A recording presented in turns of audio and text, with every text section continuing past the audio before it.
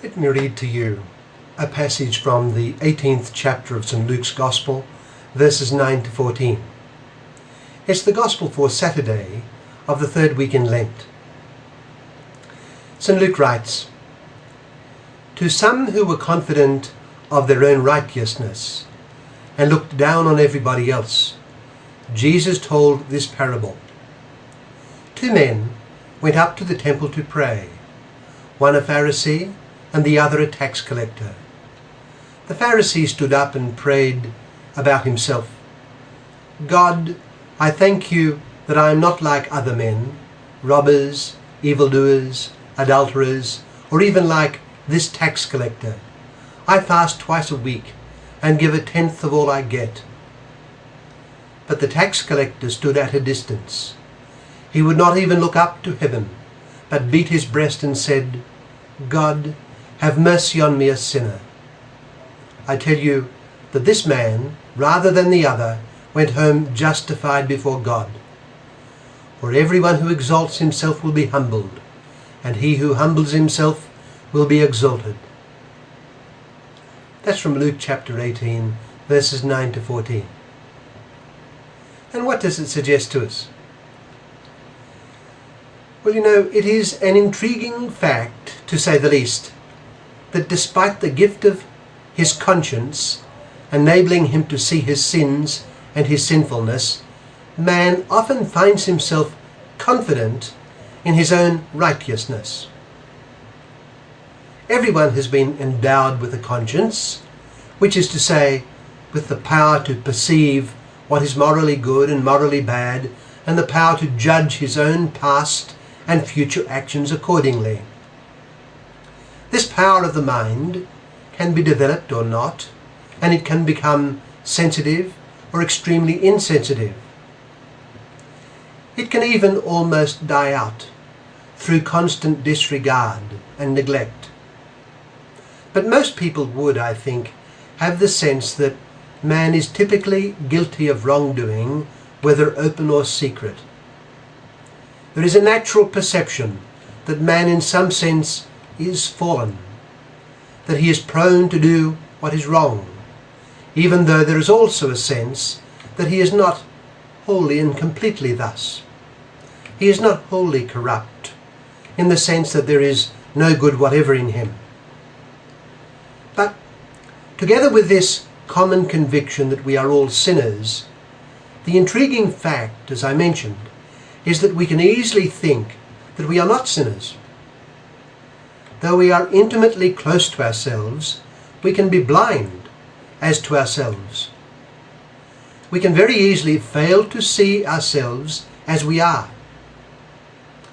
Intriguingly, this is normally the situation. Commonly, man does not see himself for the sinner that he is. All too often, he thinks of himself as righteous and good before God.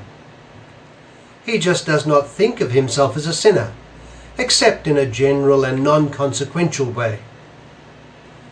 Indeed, it requires great effort to come to this self-knowledge, and few make it their business to reach it. Perhaps this blindness as to personal sin can be said to be a special characteristic of the modern secular age, in which God is set aside from the stream of daily life. If there is little sense of God, it cannot be expected that there will be much sense of one's offences against him. Pope Pius XII once wrote that the sin of the modern age is the loss of the sense of sin. He was pointing to the fact of the loss of the sense of sin, and was saying that this loss was itself culpable. In our Gospel passage today, from Luke chapter 18, that I read earlier, our Lord addresses this blindness of moral vision. The society of the chosen people of Israel was not a secular society. God was not set aside as just a private and dispensable opinion. God and his worship was central to the nation. His objective reality was taken for granted. And yet, here in our gospel parable, the Pharisee is presented as blind to his sinfulness. He is like modern man in one sense, in the sense that he had lost his sense of personal sinfulness. He was confident in his own righteousness.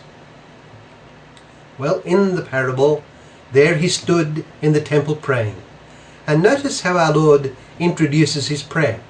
He says that he prayed to himself, or with himself. The Greek is pros eauton proseukoto. It's a little linguistic detail that ought not be missed in the reading. He was not really praying to God at all. He was merely presenting himself for his own inner observation and exalting himself accordingly. And he was not made right by his prayer. And our Lord concludes by saying that the one who exalts himself will be brought low. By contrast, the publican, the tax collector, is not blind to his own sinfulness. He is very much alive to it. All he can do is present himself before God and lay before him his sins, asking for mercy. This man was made right by his prayer. For our Lord concludes, the man who humbles himself will be raised up. The long and the short of it is that inasmuch as prayer is essential to religion, if there is to be any genuine religion in a person's life, he must be aware of and acknowledge before God his sins. For sinful man, the sense of sin which his conscience provides is an indispensable condition of true religion. If his sense of personal sin is but a mere flicker, so will his religion be. The ideal for sinful man is that he be more and more like the publican in our Lord's parable, and that his prayer be more and more like his. Let us note, though, that it is to be a sense of sin shot through with faith in God's goodness and mercy. The publican does not merely say, nor merely say to himself, that he is a sinner. He addresses God and asks in faith for pardon. The religious man is a man of both faith and contrition. When our Lord was asked by his disciples to teach them to pray, he taught them what we call the Lord's Prayer. But in our gospel passage today, our Lord presents us with another prayer of his devising.